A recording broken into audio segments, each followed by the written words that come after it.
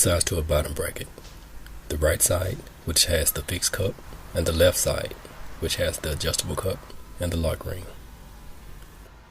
Since we're only cleaning the bearings, we'll focus on the side with the adjustable cup and lock ring.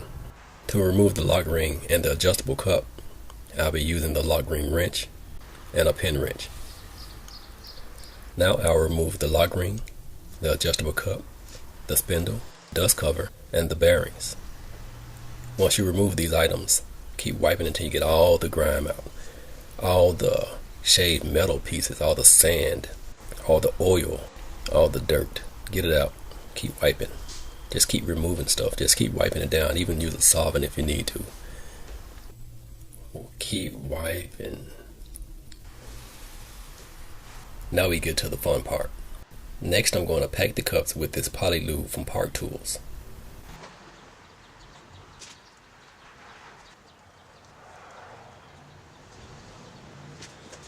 Then I'll reinsert the bearings and put everything back together in the same order that I took it apart.